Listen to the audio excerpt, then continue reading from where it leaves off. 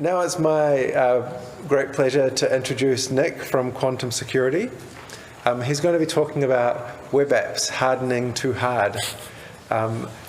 Please join me in welcoming Nick.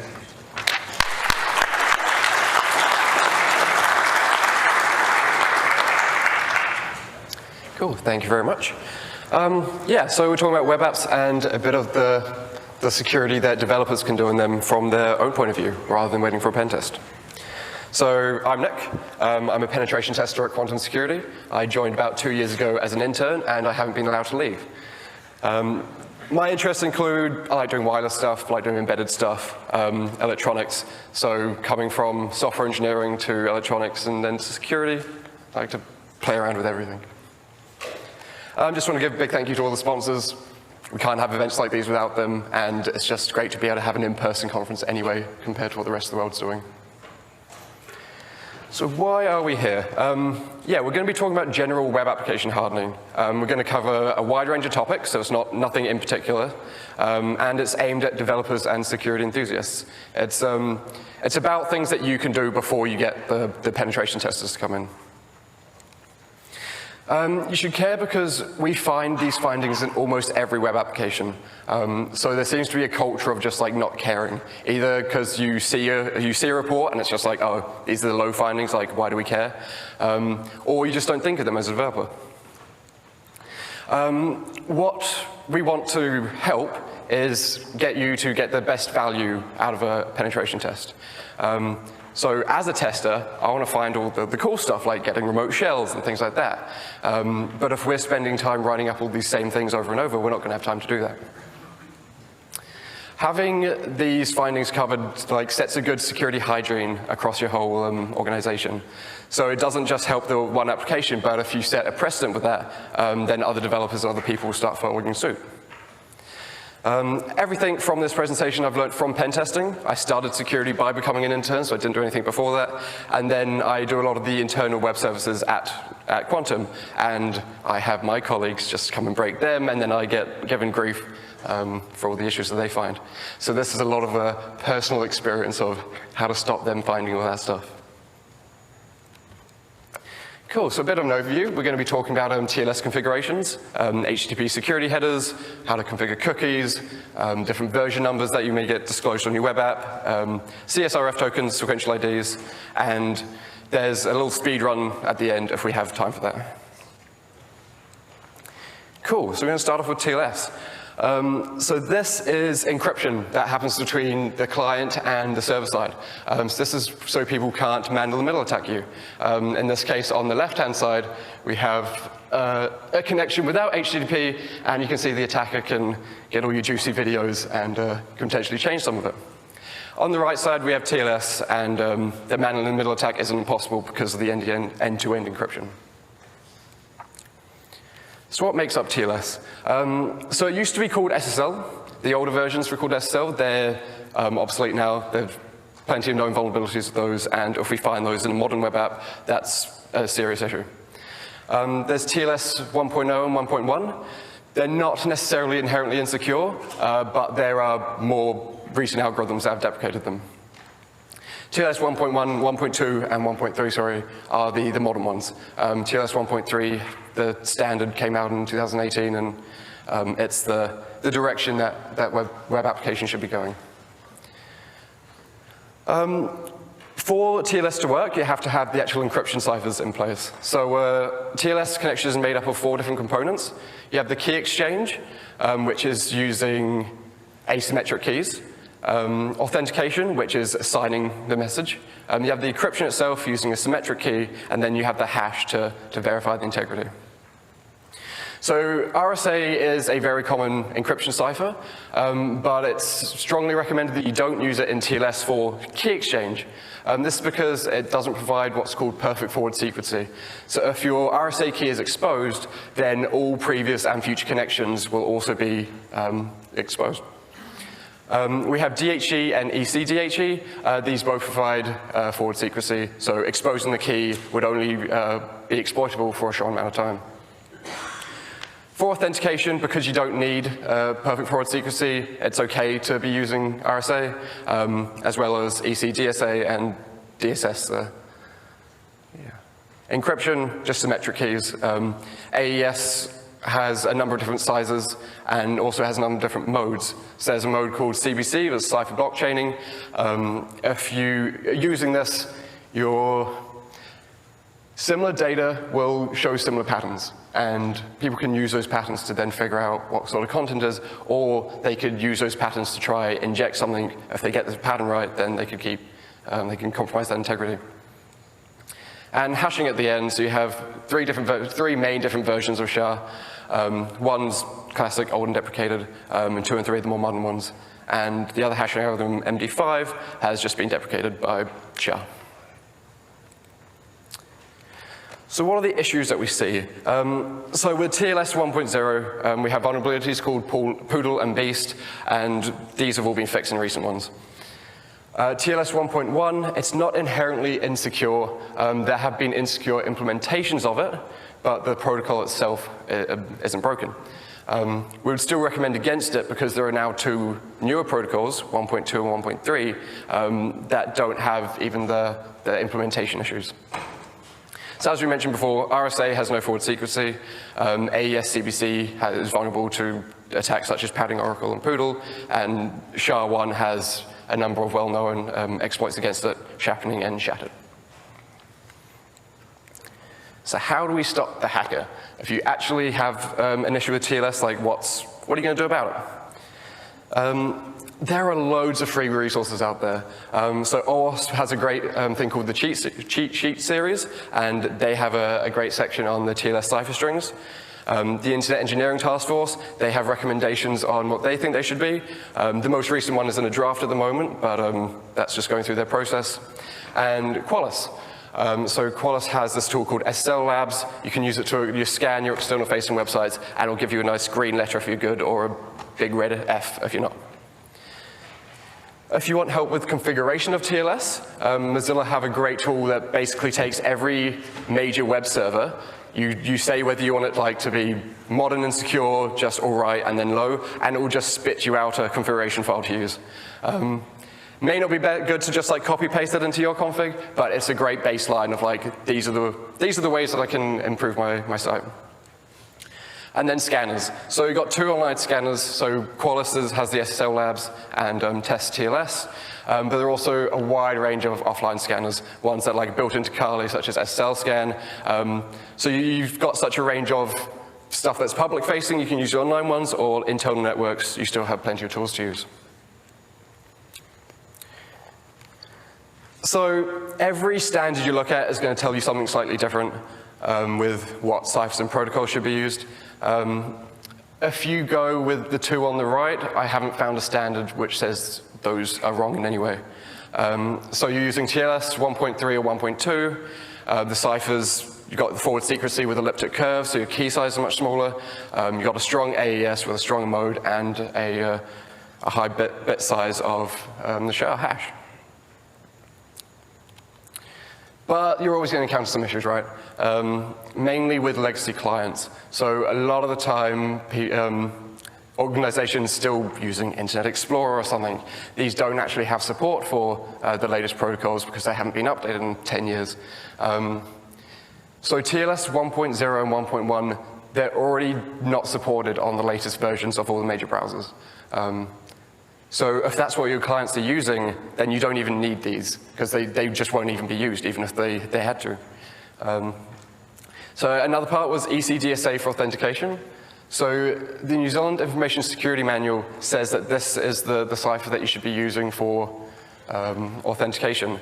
The problem with that is not a lot of certificate authorities support it yet. So a big one, Let's Encrypt, they provide free certificates. They don't have a full elliptic curve chain, so they can't actually provide fully ECDSA certificates.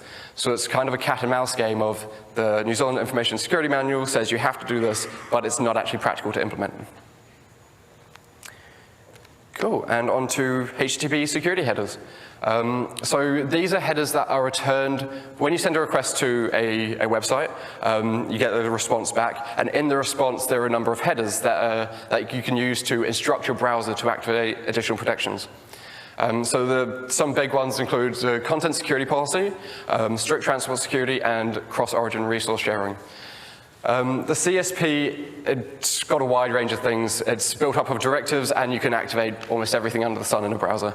HSTS, that's to force encryption on your browser, so it makes sure that your browser only tries to talk to a web application over HTTPS. And CORS, that's used to control who can view the response of requests to your website. So if you're on your own website internally and you're trying to reach out to a third party, if they've got a strong CORS policy, you could send the request, but you wouldn't actually be able to view the response. There are several aging headers. These are the ones that have been around since the headers really sort of became a thing and browser protections actually started being developed. So these are like content type options, frame options to prevent attacks called frame jacking, cross-site scripting protection, which is a deprecated header now, and the referrer policy. A lot of these ones actually have really easy fixes, and they won't actually have much of an impact on your website. If they do have an impact on your website, fix your website.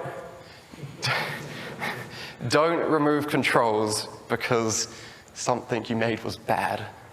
So the big ones here are the HSTS, and all that does is enforce HTTPS on your website. So if you're not using HTTPS on the website, you should be.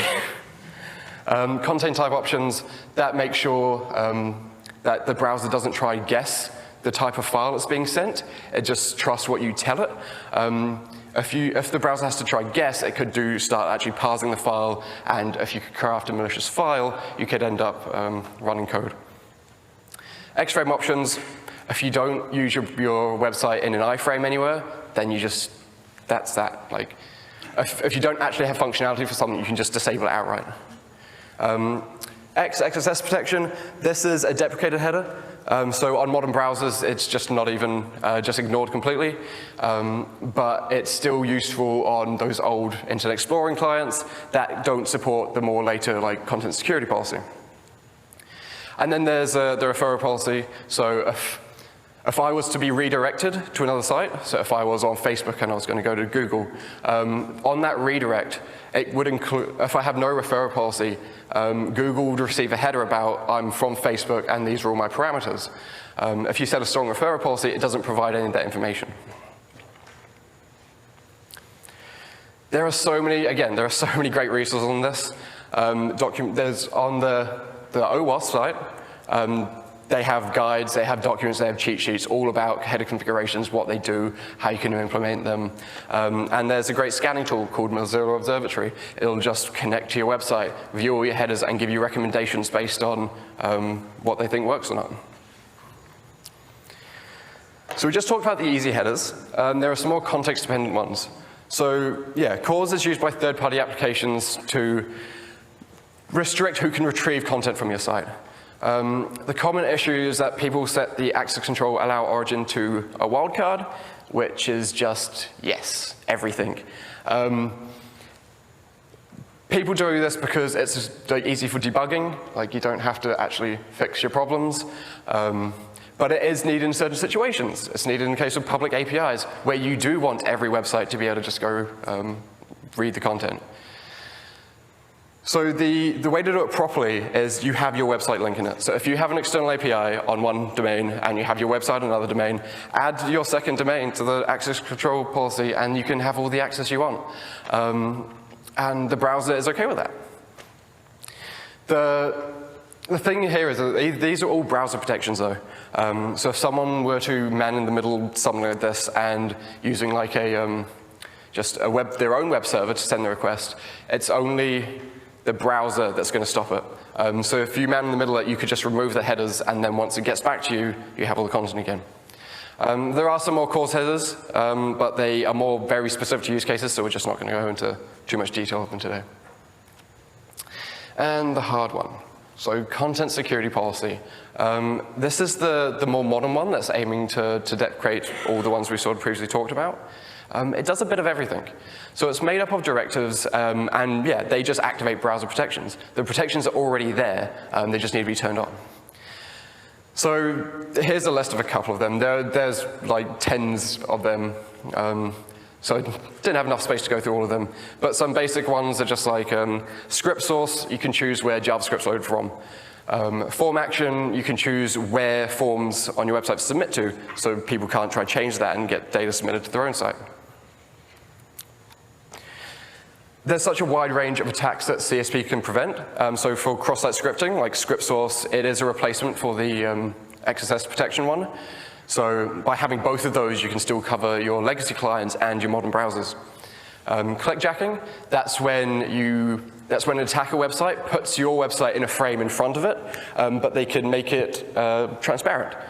But it's only transparent to you, so they could try to get you to click in certain places.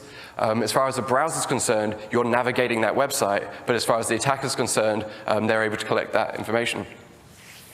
And then form jacking, so a login request to a website. If an attacker was able to change the destination of that submit, you could just end up sending your credentials elsewhere.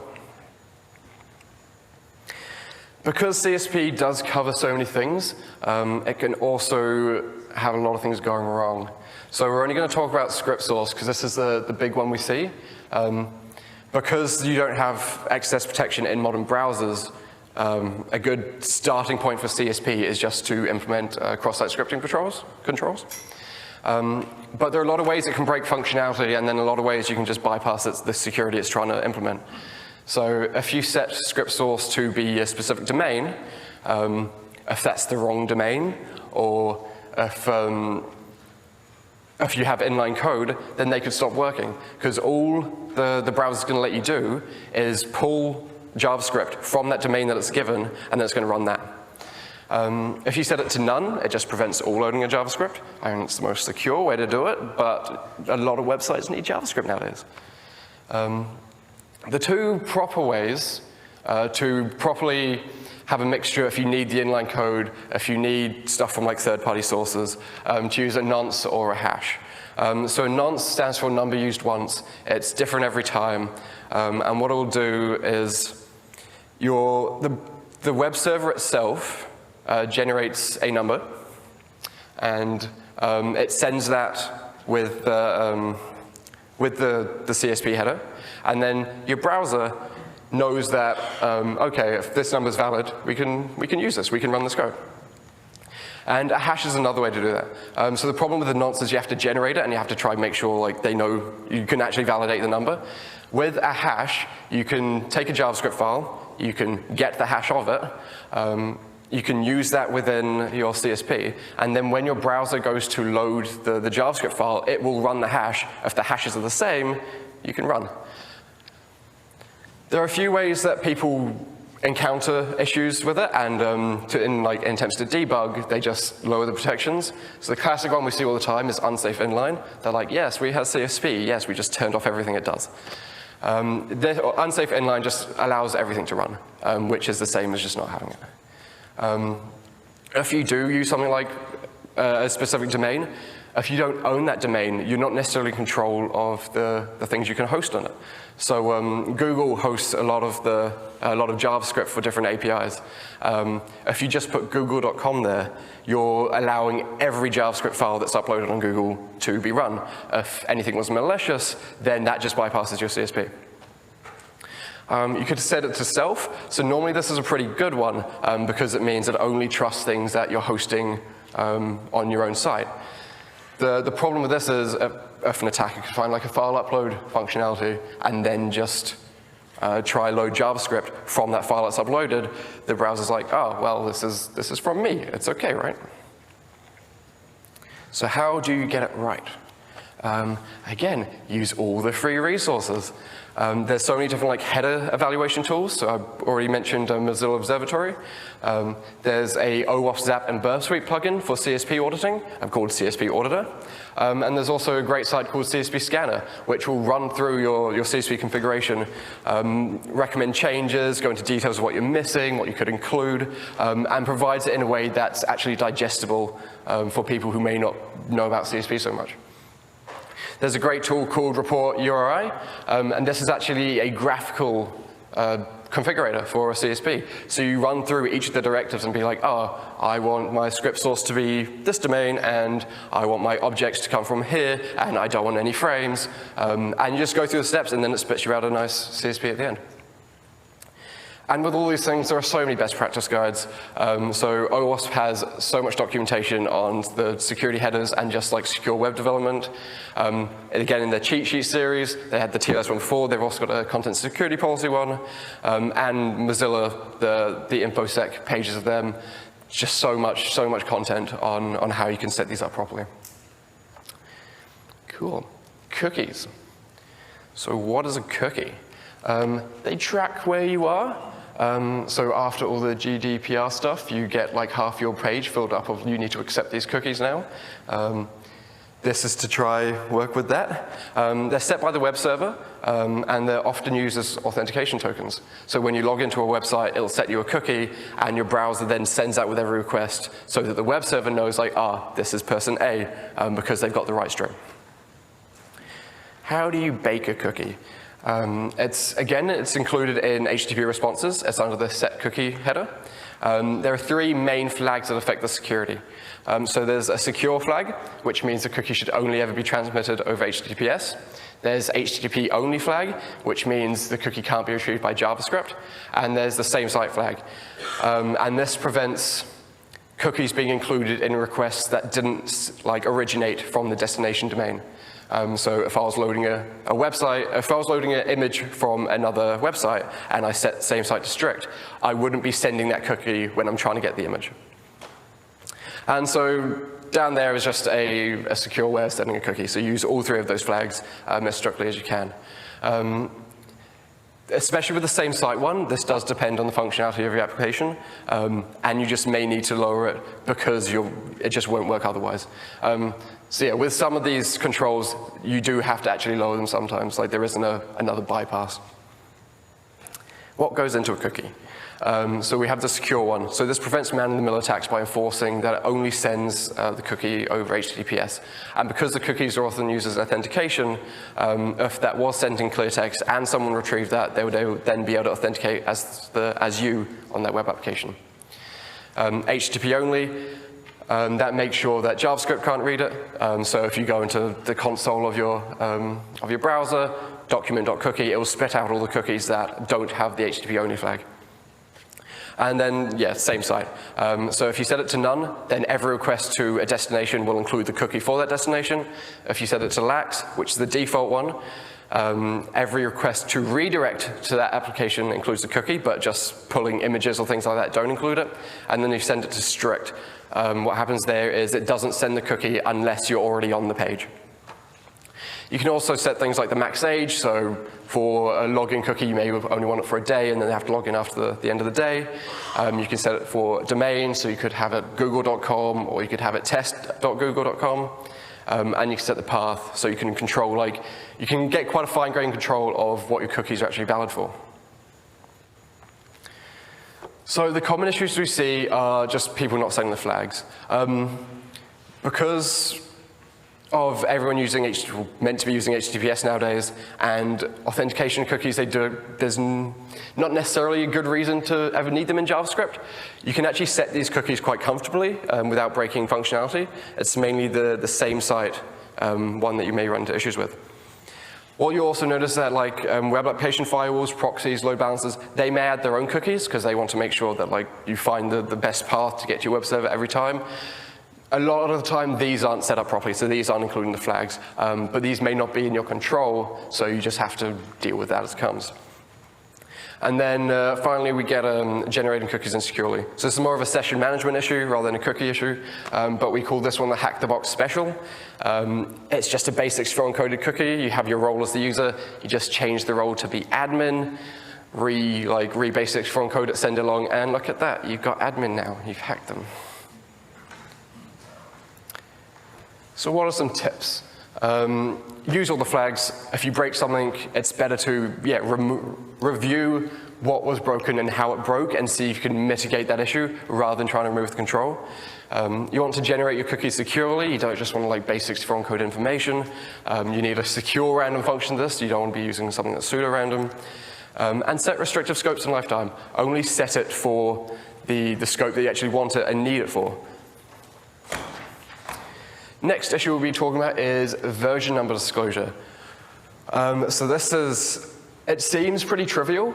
It's things like just web servers, when they respond to you, they include like, hey, I'm Apache, I'm version 1.14. JavaScript libraries, jQuery, that loves to tell you what version it is. Web application firewalls, in the cookies and headers that they set, on the response, you'll be like, by the way, you're using Encapsula. And then PDF generators. So that's a bit more of a niche one, but if your site generates PDFs, it would include like, it could include the name of the generator and maybe even the version in the PDF itself. So what? Like, well done. You use a web server for your website. That's not a big deal, right? But it does increase your exposure, and that's the main problem. So from the perspective of a targeted attacker or a pen tester, it's a big arrow saying like, oh, hey, here's a piece of software, here's the version number. I can just go and search for a whole bunch of publicly disclosed vulnerabilities already. It saves me a whole lot of time, and it makes things really, it speeds up the process. For a pen tester, you may actually want this, because you don't want them wasting time trying to like figure out what's exploitable. But for a targeted attacker, part of security is being able to like slow them down so much that they just give up and get bored. You can get around this for pen testers by actually just giving them information. So if they're doing a web app pen test, you can give them a list of the software that's installed and a list of the version numbers that are with it. And that's just going to help them be faster and be more efficient at their job. As a script kiddie, there are so many automated tools that just like scan the public domain space. You can go on Shodan and search up Nginx version 1.4, and it will return you a list of all the sites it's found that use Nginx version 1.4. If there are exploits available for that, like some kid in a high school class got just taught like, oh, I can break this website by doing this thing, but it has to be this version. Go on Shodan, search that version, click on the first one and see what happens. That's exposure that you wouldn't have had otherwise. So it does, it attracts attention, and it's basically advertising your vulnerabilities if new exploits are released. Like some could say, it's like, oh, I've got the latest version, there's nothing wrong with it. That doesn't mean it's never going to have something wrong with it, and more likely than not, it's just going to, that out-of-date version may just be forgotten and could be exploitable later. How do you fix these? For the web server, it's normally pretty trivial. You can have just a configuration that says don't set the header or something. So Apache uses the server header a lot. You can just set it not to use that. A slight different issue is how you handle error messages. A lot of people include full stack traces in their error messages. That gives us a lot of information that just shouldn't be out there. And then default error messages, so the classic just 404 file not found. Normally at the bottom there's a little version of just like, hey, we're using Apache and this is the version number. For JavaScript libraries, you can minify and compress the production files. This will make it harder to debug, but it's going to make it also harder for an attacker to try reverse engineer it. And you can remove all the comments, which normally comes part of the minifying process, but it just means that you're not blurting out information that no one else actually needs. WAFs, if you get them to stop advertising their product through your headers, that means if someone finds an exploit for the WAF you're using, they're going to be like, oh, there it is, I can just go try that now. PDF generators, so normally there's just a flag you use when you're generating it, just not to include that metadata. On a side note, normally when we find web servers or JavaScript libraries, they're also out of date, so update your software as well, please. Cool. Next we're going to be talking about cross-site request forgery tokens. So CSRF is a fun little attack. So basically your victim goes onto the browser and is like, oh hey, I want to go to website A. It's a bad website. Website A, once your page loads, it goes, oh, I need to send a request to B. But the thing is here, because of cause, you can't actually retrieve any of the information, but you can still send requests that make changes. So what B is going to do is go, okay, let's send a post request to the change password part of B. Your browser is going to be like, oh, okay, well, I'm just getting a request to go to B. I'm just going to do this. Oh, and because I've already been there before, you've already logged into that site before, I'm going to include your cookies. So it looked like it came from you. So the way browsers try to be efficient is that they include your cookies whenever you head to a domain. That makes your request authenticated, and it makes it look like the outcome is of something you specifically intended to do. So the last example showed that a change password request resulting in a malicious website changing Kento's password. The trick with this one is to change someone's password in this case, you didn't actually have to retrieve any information. You just send a request and you set your new password. But we've already fixed this. This is what the same site, a flag of cookies do. The problem with same site is that it applies as a blanket across your whole application. Sometimes you would want something more specific, or like certain endpoints to be more accessible than others. So having same site may break functionality, and it means you have to manage trusted versus untrusted resources. So we have this thing called CSRF tokens. So it's a randomly generated number that's used once. It's included with every page load. It's included in every submission to the website. And the server basically verifies it on their side, like, oh, this was a token I gave you. You're sending this token back. It must be an invalid request. These tokens are built into so many other frameworks as well. It's very rare that you would have to actually implement this manually. It's just about calling the right functions. This works because, as I mentioned, doing the cross-domain stuff, you can't retrieve the response. And so that way, when you include the token in the response in the first place, there's no way for the browser to then take that and then provide it in the request it's trying to make. So how do you implement this? So yeah, on existing solutions, there's two big ones for Java. There's ones for PHP, ones for Angular. This is just the smallest. Like every solution framework out there, if it's worth its salt, it's going to already have some CSRF protections in it. If you did want to do it manually, essentially you're just generating ops on the server side. You can and store it alongside the session cookie, just so you know who it's meant to be for. You send the token in an HTML form, like just a hidden field, so it's not shown to the user, but it's included in the submission. And then when the form gets submitted, you'll be like, oh, it was this user from the session ID, and they got this token as part of the request. Oh, okay, cool. That was the two I've got lined up. I'll make sure it succeeds. The value of this is you can protect individual endpoints. Like you don't have to apply these protections across the entire web app. You could just have it for your login functionality, for your change password functionality, for your send money functionality. And again, there are so many resources on this. Another OWASP cheat sheet on server-side request forgery. Crosssite request forgery. Portswigger, the makers of Burp Suite, they have a great article on this and how to implement it. And your framework documentation will have everything you need to know on how to implement it in your environment.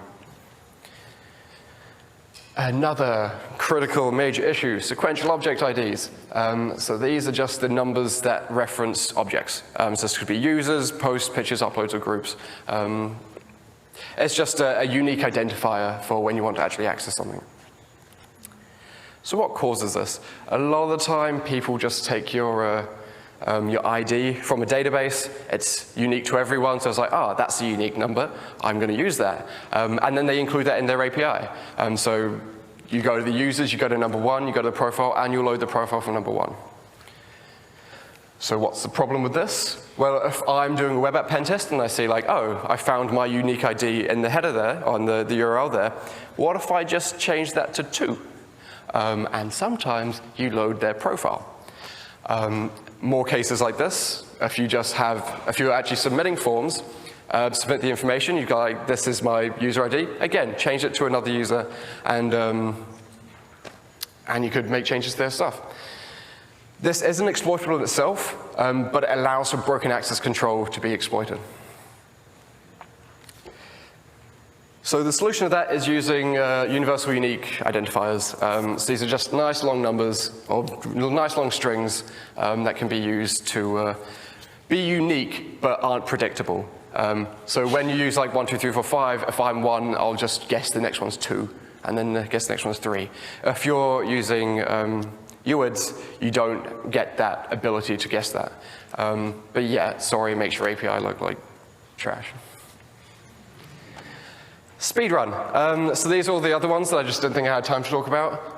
Error handling. Stop using stack traces in default pages. If you use a stack trace, you've just given me basically all your plugins that you're using and all the different paths and all the different versions. Again, it's like the version disclosure. You can just go and see if there's any publicly exploitable things out there.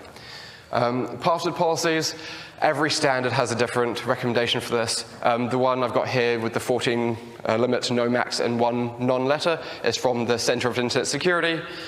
Everyone's different though. NIST recommends 8 characters, NZISM is 16 with no complexity, 10 with complexity. I like the sys one because it seems reasonable and they have good justification for why they use it. User enumeration. So that's when you go to a forgot password page and you put in your email address and it's like, oh, I've sent you a reset link. Or you go to the reset page, you put in a fake email, it's like this user doesn't exist. So you can use that functionality to basically generate a list of all the valid users of the application, and then you can actually go and have targeted attack against those users. If you see like admin@thissite.com, then that's going to be a viable, or that's going to be a high value target that you now know exists.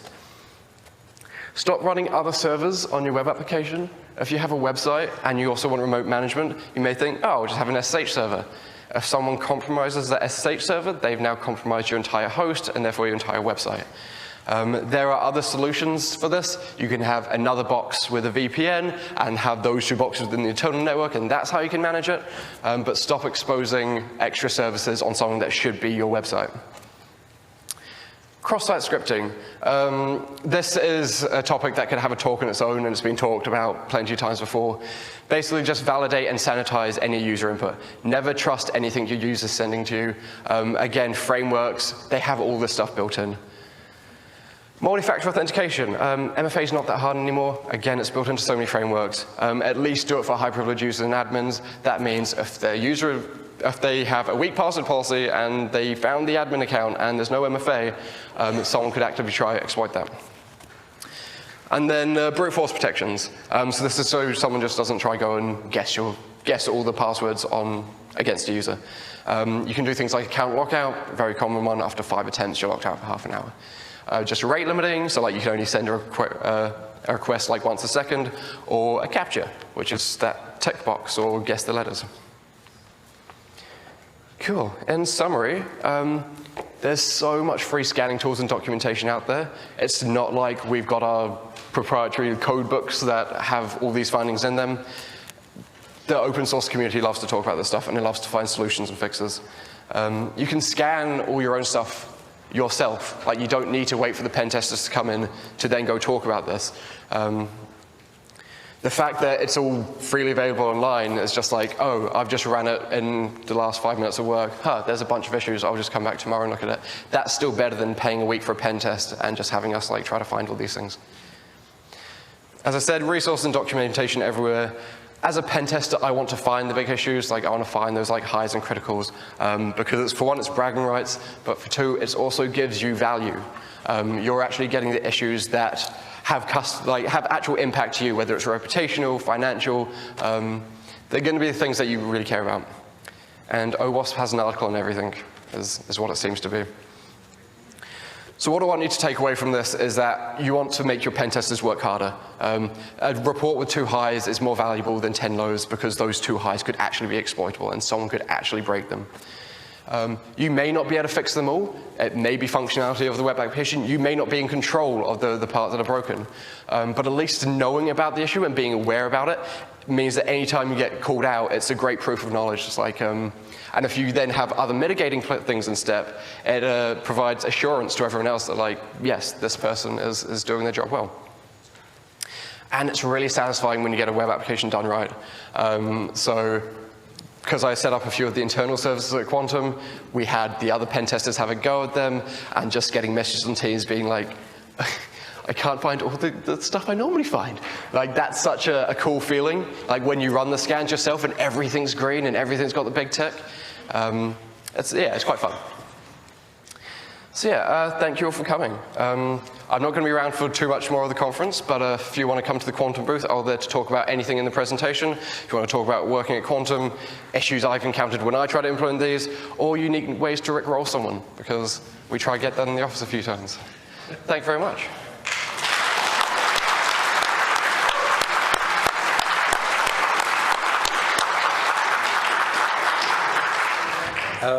Very nicely done, Nick. Do we have any questions from the floor for Nick? Over here. I'll repeat them. Yeah. Yeah, I have two questions, but I'll give you the theory one first. You mentioned ECDEH, like the eclectic curve. Yeah. The ECDSA, and you said that it needs certain authority support. I was a little bit interested in the language you used, like, because you mean something about like, oh, they might offer it, but they might not have a full, complete eclectic chain all the way through. Forgive my complete ignorance, but I only know like a little bit about like certificates and how one guy signs another guy has another guy onwards. Could you please like elaborate just a little bit on what you mean about like needing security support and not being so shy? Okay, so I'll try and repeat that. The hairy man that asked the hairy question was asking for details on elliptic curve crypto. Yeah. That gives context. Yeah, so Let's Encrypt is the free one that a lot of people use. Their certificate of authority, their root certificate is an RSA. They use RSA for it. They do use elliptic curve certificates as their intermediate ones, and that lets you create an ECDSA certificate yourself because it's being signed by an ECC one. But because the root of that is an RSA, you just don't have the full chain. Yeah, okay. Well, yeah, the second question was, no SSH on web server. You kind of caught me out on that one. What do you recommend as a different alternative? Do you just simply mean like don't run other stuff on your web server? Because I'm like, how do I put my JPEGs on web server? It's a bit of both. Okay, so that question was how do I put JPEGs on my web server without SSH running on it? Yeah. So there are two ways you can sort of do it. You can have a completely separate box, which is your management interface, and you can harden that to no end. If that's on the same internal network, you can still have SSH on your web server, but it's not public facing. It's not exposed in any way. The other way would be having other network controls or network restrictions in front of the SSH if it is public facing. It's like IP whitelisting and geofencing and stuff like that. Cool. Any other questions? Yeah, I'll just check that if any online questions came in the last second. Okay, I think that wraps up Nick's talk. Please, everyone, thank Nick. Thank you very much.